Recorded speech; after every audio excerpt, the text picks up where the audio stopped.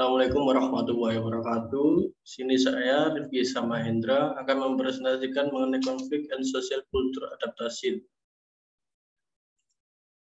Yang pertama adalah latar belakang. Social culture adaptation (SCA) merupakan kemampuan untuk menyesuaikan diri guna memperoleh keterampilan yang sesuai secara budaya dan menegosiasikan aspek interaktif dan lingkungan asal yang mana merupakan kunci keberhasilan interaksi lintas budaya dalam lingkungan bisnis. Namun, SCA memiliki sedikit masalah karena sulitnya untuk berinteraksi secara interpersonal, seperti ketika adanya konflik dan bagaimana konflik tersebut dikomunikasikan, terutama ketika IHRM ditugaskan untuk penugasan internasional jangka pendek. Namun, dalam penelitian lainnya, IHRMS menyelidiki adaptasi para staf global dalam lingkungan budaya yang berbeda dan memberikan wawasan tentang lingkungan lama dan konsekuensinya. Kemudian lanjut ke tujuan penelitian. Secara keseluruhan, penelitian ini bertujuan untuk memberikan kontribusi untuk literatur IHRMS dalam 3 cara yang signifikan. Pertama, rekrutmen dan seleksi staf untuk penugasan internasional jangka menengah dan panjang yang sukses masih menjadi tantangan bagi IHRMS, terutama dalam hal mengelola karyawan. Kemudian yang kedua ada manajemen karyawan global dan interaksi. Mereka sangat penting dalam mendorong efektivitas dan kolaborasi antar budaya. Dalam proses ini terjadi konflik yang tidak bisa dihindari dan bagaimana karyawan merespon dengan perilaku komunikasi. Kemudian yang ketiga, adanya konsensus tentang kompleksitas pengelolaan interaksi lintas budaya secara efektif. Adaptasi budaya ini menambah kompleksitas dan menuntut keterampilan komunikasi yang sesuai. Kemudian lanjut untuk kajian teori. Di sini ada conflict and social culture adaptation, conflict type and conflict communication behavior, ada conflict komunikasi behavior and SGR, conflict communication behavior as mediator in the link between conflict and SGI. Kemudian ada culture intelligence as moderator of conflict communication behavior and SGA. Di sini ada hipotesis yang pertama, konflik dan adaptasi sosial budaya, empati dan keterlibatan budaya. Yang pertama yaitu konflik tugas berhubungan negatif dengan SJE. Kemudian yang kedua ada konflik berhubungan negatif dengan SJE. Kemudian ada jenis konflik dan perilaku komunikasi konflik. Hipotesisnya yang pertama konflik tugas berhubungan positif dengan komunikasi konflik orientasi solusi. Perilaku komunikasi konflik asertif dan non-konfrontasi. Kemudian yang B, ada hubungan negatif antara konflik hubungan dan komunikasi konflik orientasi solusi, tetapi hubungan positif dengan komunikasi konflik asertif dan perilaku komunikasi konflik non-konfrontasi. Kemudian ada konflik perilaku komunikasi konflik dan SJA.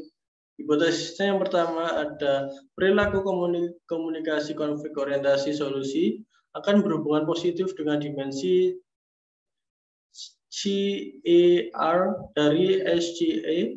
Kemudian yang kedua ada perilaku komunikasi konflik asertif akan memiliki hubungan bentuk U terbalik dengan dimensi CER dari SGA. Perilaku komunikasi konflik non-konfrontasi akan berhubungan negatif dengan dimensi CER dan SGA. Kemudian ada perilaku komunikasi konflik sebagai mediator dalam hubungan antar konflik SGA atau CER. Hipotesis yang pertama ada perilaku komunikasi konflik orientasi. Solusi akan memediasi hubungan antar konflik tugas dan dimensi CER karyawan dan SGA.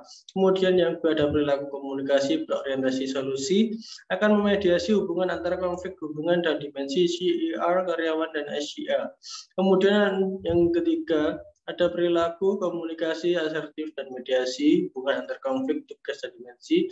Kemudian ada perilaku konsumtif asertif akan memediasi hubungan antar konflik hubungan dan dimensi. Kemudian yang E ada perilaku komunikasi non konfrontasi akan memediasi hubungan antar konflik tugas dan dimensi CER karyawan dan SGA.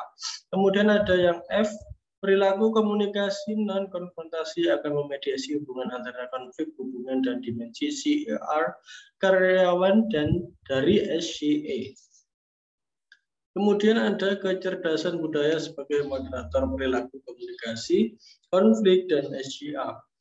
Yang A, ada Ceki akan memoderasi hubungan antara perilaku komunikasi, konflik orientasi, solusi, dan dimensi CER dari SCA sehingga Ceki akan memperkuat hubungan positif antara perilaku komunikasi, konflik orientasi, solusi, dan dimensi CER dari SCA. Kemudian yang B ada Ceki akan memodernisasi hubungan antara perilaku komunikasi, konflik asertif, dan dimensi CER dari SCA sehingga CQ akan memperkuat hubungan antara perilaku komunikasi konflik asertif karyawan dan dimensi CER dari SCA. Kemudian yang C ada CQ akan memodernisasi hubungan antara perilaku komunikasi konflik non-konfrontasi dan dimensi CER dari SCA sehingga CQ akan mengurangi hubungan negatif antara perilaku komunikasi, konflik, non-konfrontasi, dan dimensi CER dari SCA. Kemudian dalam metode penelitian, di sini sampel yang digunakan oleh peneliti diambil melalui survei online melalui Qualtrics yang memungkinkan peneliti menjangkau banyak responden dalam cakupan geografis yang sangat luas. Data dikumpulkan secara terpisah karena penting bahwa peneliti mengumpulkan data dari karyawan yang bekerja dalam lingkungan internasional dan telah mengalami kebutuhan untuk adaptasi. Dengan demikian, peneliti mengumpulkan data putaran pertama dari 109 pekerja organisasi global dari 6 latar belakang budaya dan nasional yang berbeda, tetapi bekerja terutama di organisasi multinasional besar, misalnya Areva, IBM, dan Safran. Hampir 63% responden adalah laki-laki, usia peserta berkisar antara 18 hingga 65 tahun dengan usia rata-rata 37 tahun. Kemudian lanjut ke hasil penelitian.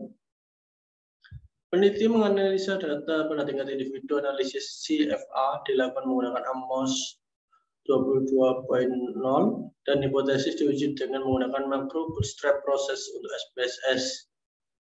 Untuk hasil penelitian yang pertama, H1 dan 1B mengusulkan bahwa konflik tugas dan konflik berhubungan negatif dengan SCA. Hasil dari pengujian hipotesis menunjukkan bahwa H1 dan H1B mendapat dukungan yang kuat. Dengan demikian, H2 mengusulkan hubungan positif antar konflik tugas, orientasi, solusi, perilaku asertif, dan non-konfrontasi. Hasilnya menunjukkan hubungan negatif antar konflik dan perilaku berorientasi solusi sehingga H2A ditolak. Kemudian H2B mengusulkan hubungan negatif antar konflik hubungan dan orientasi solusi, tetapi hubungan positif dan konflik asertif dan perilaku komunikasi konflik dan konfrontasi.